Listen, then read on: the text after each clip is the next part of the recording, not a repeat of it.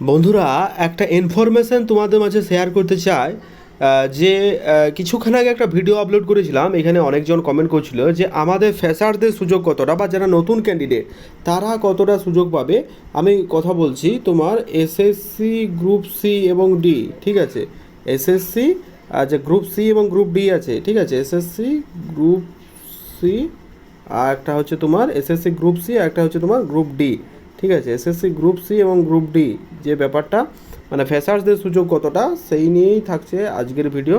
আজকের ভিডিও তুলনামূলক একটু আলাদা, কারণ তোমাদের জানা যে নতুন ক্যান্ডিডেটরা কতখানি সুযোগ পাবে। এই যে ভ্যাকেন্সি রয়েছে গ্রুপ সি এবং গ্রুপ ডি এ, বিভিন্ন জোন ওয়াইজ যে ভ্যাকেন্সি রয়েছে, ঠিক আছে। তোমাদের সামনে আমি একটা বিষয় তুলে ধরতে চাই, ইম্পর্ট্যান্ট বিষয় যা প্রত্যেকের জানা দরকার। কারণ জানি যে এটা হচ্ছে তোমার গ্রুপ সি এর ভ্যাকেন্সি। গ্রুপ সি এর ভ্যাকেন্সি হচ্ছে 2990খানা, এবং গ্রুপ ডি এর যে ভ্যাকেন্সি সেটা আমি দেখাচ্ছি। তার আগে চ্যানেলটা যারা সাবস্ক্রাইব করুন সাবস্ক্রাইব করে দিও। টিন নাও যারা টেলিগ্রাম চ্যানেল যুক্ত হন, লিঙ্কে ডেসক্রিপশন ডু জয়েন নাও, কারণ ছোটো বড় আপডেটগুলো first of all Telegram channel provide করে রাখছি। তার নিয়ে request join our Telegram group, description link দিলেও চেক আউট করে নিও। তো চলো, তারপরে যে বিষয়টা রয়েছে সেই বিষয়টা আমি তোমাদের সামনে তুলে ধরবো। সেই বিষয়টা হচ্ছে গ্রুপ ডি এর ভ্যাকেন্সি কত। গ্রুপ ডি এর যে ভ্যাকেন্সি উল্লেখ করা রয়েছে সেটা হচ্ছে 5490খানা ভ্যাকেন্সি। তো এই যে ভ্যাকেন্সিটা, এই ভ্যাকেন্সি কোথায় কতটা সুযোগ পাবে তোমরা, মানে যারা ফ্রেশ ক্যান্ডিডেট তারা কি আদৌ সুযোগ পাবে, বা সুযোগ কতখানি আছে, সেই যে একটা ইনফরমেশান কালেক্ট করতে পেরেছি সেইটাও তোমাদের সামনে তুলে ধরবো।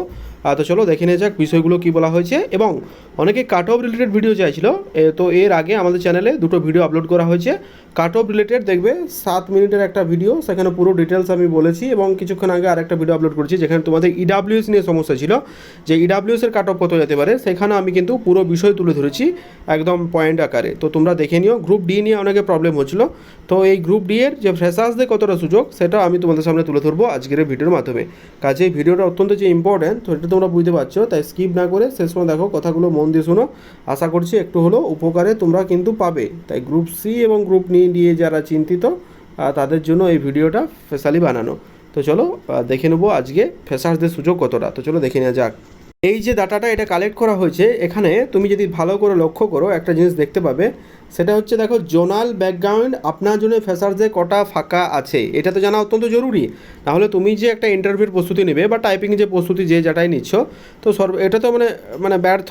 এটা হচ্ছে গ্রুপ ডি এর যে ব্যাপারটা, সেই গ্রুপ ডি এর ব্যাপারটা আমি তোমাদের সামনে তুলে ধরেছি। এটার সুযোগ কতখানি, ঠিক আছে, সেই সুযোগটা তো অবশ্যই জানা দরকার। না হলে সেই জন্যে তুমি ফিল আপ করেছো, তো এটা একটা মানে কেমন না।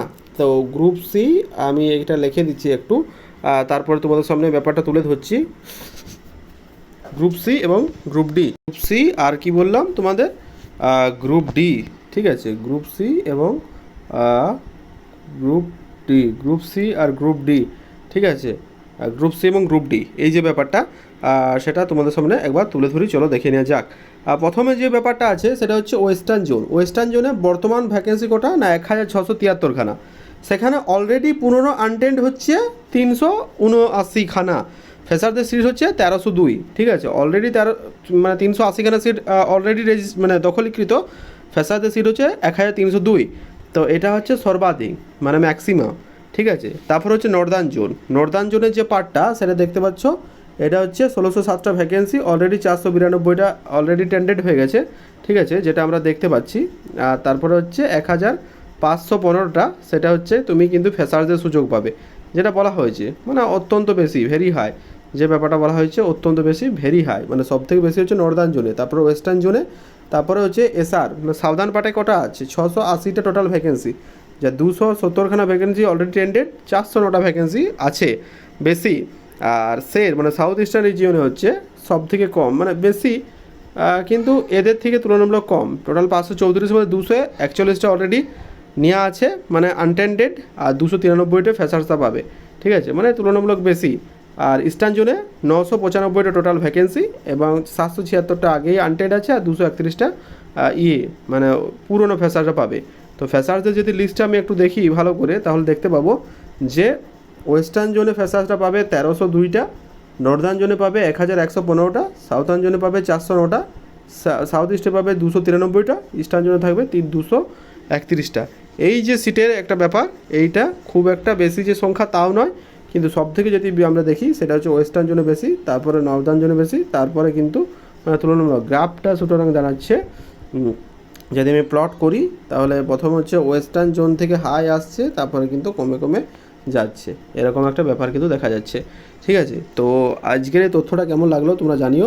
ঠিক আছে, এই যে গ্রুপ সি আর গ্রুপ ডি ফ্রেশার্সদের সুযোগ কতখানি, ঠিক আছে, এই আপডেটটা তোমরা কিন্তু অবশ্যই দেখে জানিও কেমন লাগলো, কারণ তোমার তো জানা দরকার যে এইটা আলটিমেট মানে তুমি আদৌ চান্স পাবে কি না বা নেবে কি না, তো সেটাই ব্যাপার, দেখে জানিও কেমন লাগলো।